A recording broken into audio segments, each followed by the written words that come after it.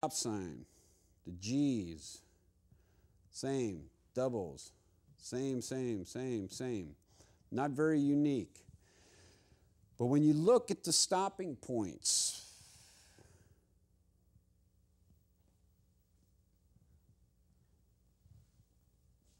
many combinations are possible. So that's just a little bit of a space scene look behind it.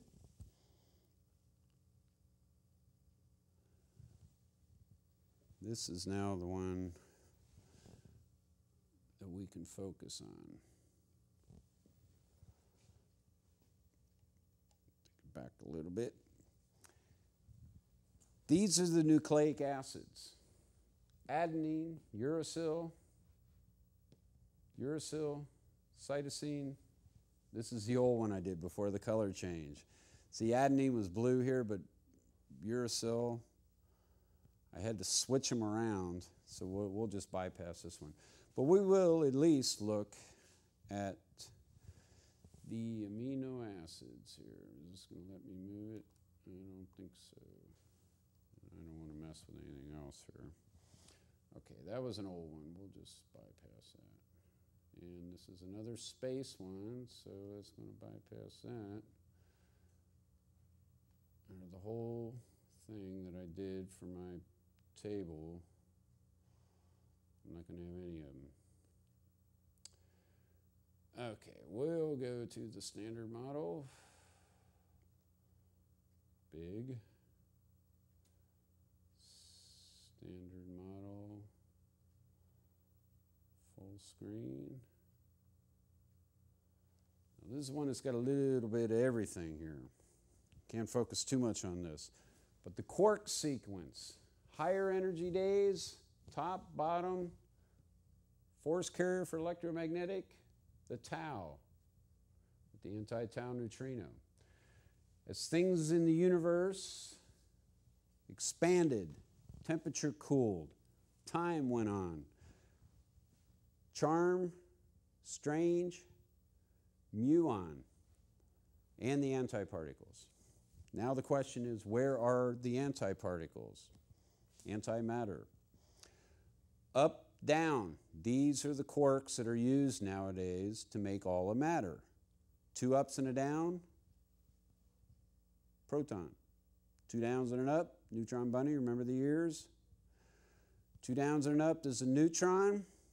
2 ups and a down is a proton. When the Big Bang spread out the matter, predominantly was hydrogen. 2 up quarks and a down quark. So how did elements become made? This is what our sun is doing now. By fusing these together, an up quark is changed to a down. This is mass. Mass is created. Antimatter has to be created. Equal amounts.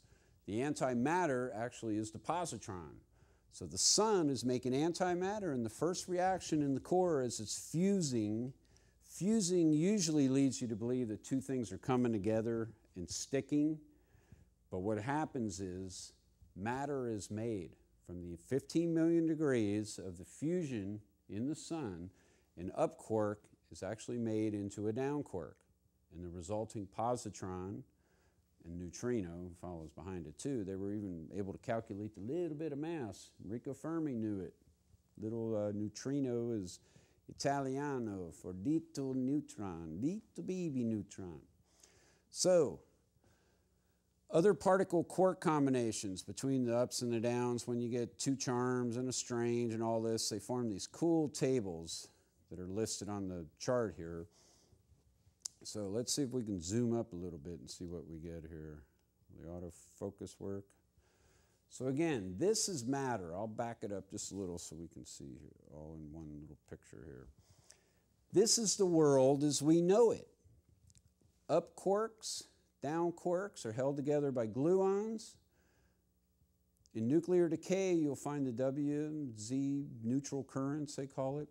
These are force carriers inside holding the nucleus together, holding the quarks together. Gluons hold the quarks together in the strong nuclear force, but there's also a weak nuclear force between particles neutrons, protons. So a pion is what I found actually holds the proton and the neutron together.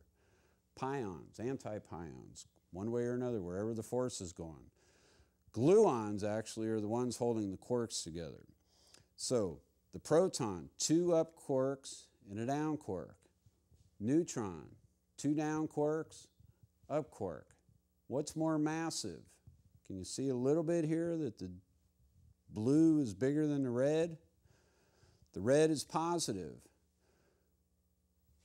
The electromagnetic force, electromagnetic charge on a proton, the up quarks are plus 2/3. So 2 of those is plus 4/3. Down is minus 1/3. So 4/3 minus 1/3 is plus 3/3, which is a plus 1. So the electromagnetic charge on a proton is plus 1. The neutron, neutral, minus 1/3 plus 2/3 comes out to be 0. So the neutron is more massive, but the electromagnetic charge is 0. There's more electromagnetic charge on the smaller particle. Now what I like to show too, and when you look at the progression of the quarks here, the up is less massive than a down. Down is almost twice the mass. The minus 2/3, these are actually the anti-downs, and minus 2/3, that's a typo. This should be minus 1/3 here. So you caught that, huh? Minus 1/3. As you come across the table, you're going to see the charm is bigger than the strange. Just move that. Where are you? Come on. Charm is bigger than a strange. The charm has the plus 2/3. The up is less massive than the down, but the up has the plus 2/3.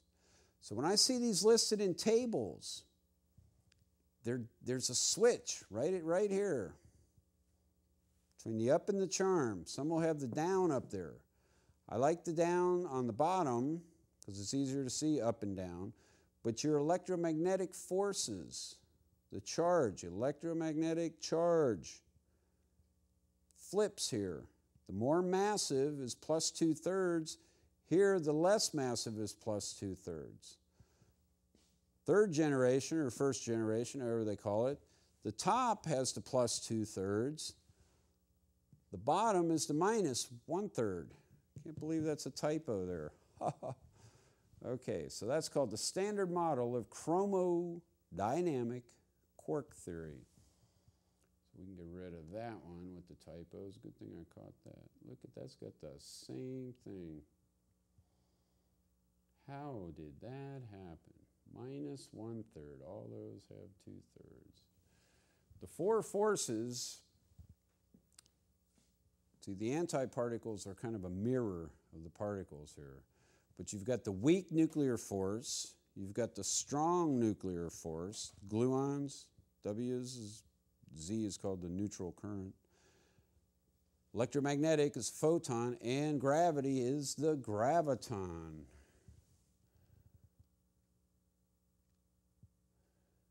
And now we've got, okay, let's go here. This is my latest creation. I'm most proud of this. I want kids to be able to understand RNA, DNA. The only difference is on the ribose, OH here. If there's no OH, it's deoxy. So take away an oxygen and the name gets bigger. No wonder people get confused. Ribonucleic acid has the OH. So a lot of bacteria use RNA. So to be a double-stranded RNA is a unique thing, but I wanted to just show that things are unique. So this color coding is what I've come up with. Blue for uracil. It's thymine and DNA. RNA, it's uracil. A little bit of a difference here, okay?